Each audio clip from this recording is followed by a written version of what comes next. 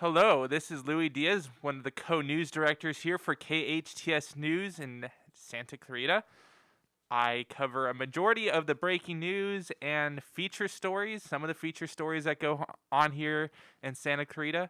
And today I have the privilege to sit down with Dr. Colleen Hawkins, who is the superintendent for the Saugus School District. Colleen, thanks for taking time out of your day to come talk with me today. Thanks, Louie. It's always nice to talk to you. Well, why don't you why don't you tell me a little bit about what you do as a superintendent? How many schools you oversee? How many students you have? Their age range? So we have about 9,500 students in Saugus Union Elementary School District in grades TK through 6, excuse me. And we also have 15 elementary school sites. But this year with COVID, we have what we like to call the 16th site, and that's our Saugus Digital Learning Academy, which allows all of our students, about 3,000 of them this year, who are participating fully digitally even now that we've returned to campus. Wow, that's cool. I like that 16th. The 16th. Yes, we call it the 16th site. What was your background with the education? How long were you a teacher? What led up to you being a superintendent? So I was a teacher and a teacher on special assignment for about 8 years, and then I started working in staff development as a teacher on special assignment for mathematics at the elementary school level. And that got me into being a professional development person and an assessment designer. And I spent about 13 years doing that work in a couple of different districts. And then I became an assistant superintendent. And I was an assistant superintendent of educational services in the West Covina Unified School District and in the Compton Unified School District before I came here. Okay, wow, that's awesome.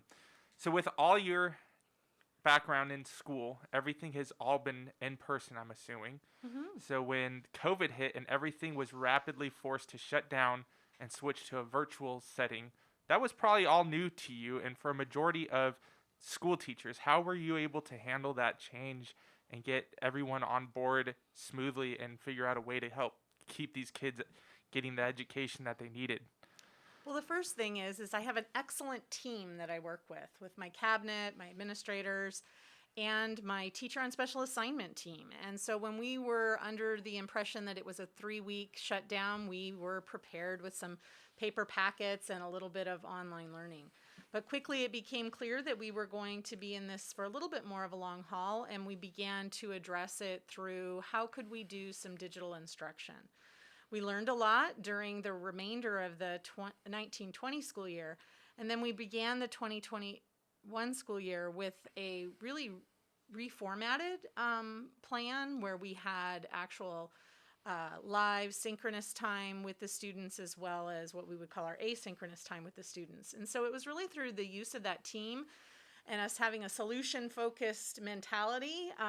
It was, the pandemic is not something that you can get out of no matter how much you stomp your feet. So we went at it with how could we fix this? How could we figure it out? And we did. And so we trained our teachers and we got them up and running and went from a school year where at the beginning of the year we had a disastrous digital training session where no one could get online and everything was a mess, to suddenly we were training over 400 teachers completely digitally, and we've been doing that for at least 15 months.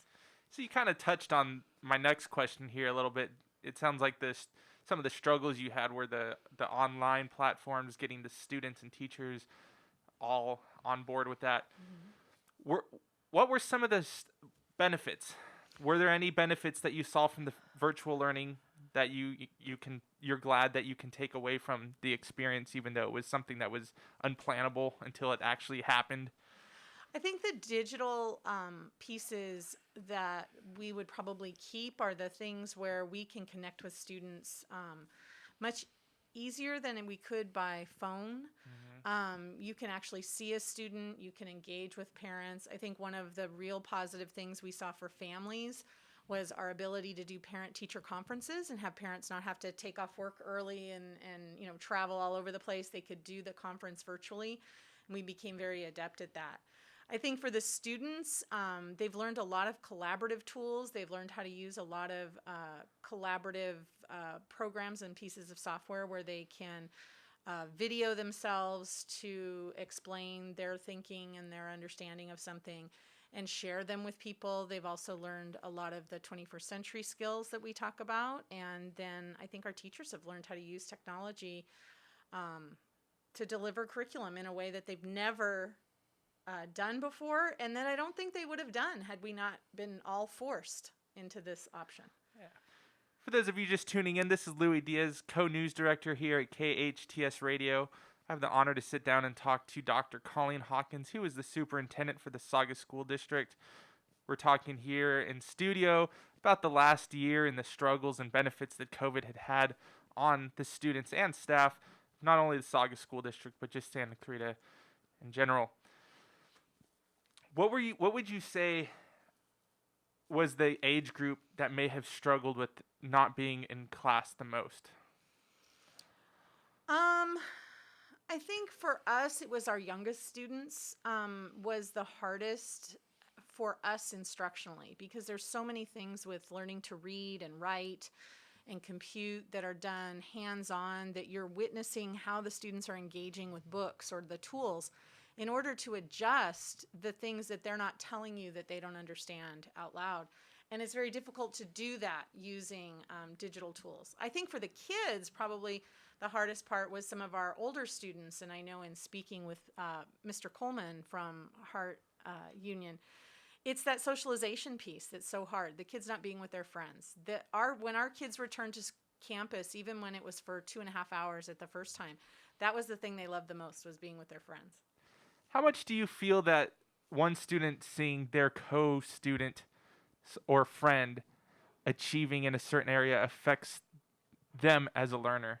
Do you think that has a big portion of how students learn, seeing their friends starting to get a hang on to something, and it motivates them to learn? Do you feel that students struggled from that aspect at all, being at virtual learning this year? I think there's an isolation that comes with not being able to be closer than 6 feet to each other. I think there's an isolation that comes when everyone is digital and you don't feel that real presence of a person. Mm-hmm. But I think once you're able to be in the same space with someone, and you get to see their eyes really move, and you get to participate and really hear the inflection of their voice without cutting out or dropping off or any of those things that happen with Zoom, I think you get the benefit of that. I mean, humans are social beings. We do thrive to be together, and isolation of any kind, we know limits learning, limits growth and development, and so we just feel it's better to have the kids back on the campus.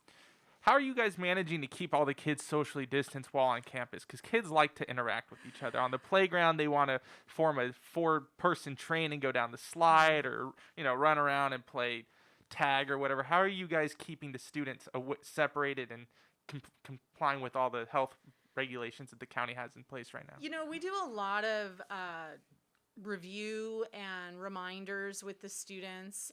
We don't use their tiny missteps maybe as punishment times or discipline times, but we implement what we call the Big Five, and that is, you have to wear your mask, you have to wash your hands all the time, you have to stay socially distant, you have to stay home when you're sick, and you'd want to try to control the groups that you're with. We control a lot of what they do through our scheduling. And then, we have little things. You'll see kids walking around with their arms out like airplanes or butterfly. We call them butterfly arms, so that they can make sure that they're trying to stay apart. We remind them to lift their mask up over their nose if it falls in. I think the hardest part is the size of our schools makes it difficult at times for us to have recess the way we would like, or those sorts of things. And so we're looking forward to LADPH and California DPH loosening those rules a little bit, so that our maybe a whole grade level can get together rather than just 28 kids. Before everyone was going back to school, we all spent a lot of time on social media. We do anyway, but probably more due to the pandemic. There were a lot of videos going around of predictions of what it was going to be like when students went back to school wearing masks, turning their mask into slingshots and stuff like that. I'm sure you've seen those. Have you heard of reports of kids misusing their masks to get at their friends or anything like that? Absolutely not. I've heard all kinds of stories about what kids would do with masks, and I think, like all of us, we don't prefer to wear them. But they are doing a great job, and the kids will tell you they would rather be in school with their friends, even though they have to be socially distant, even though they have to wear the mask. than be home by themselves.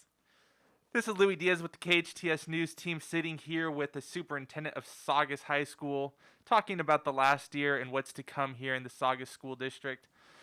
In hindsight, how do you feel the state and county handled everything? There was a lot of changes rapidly.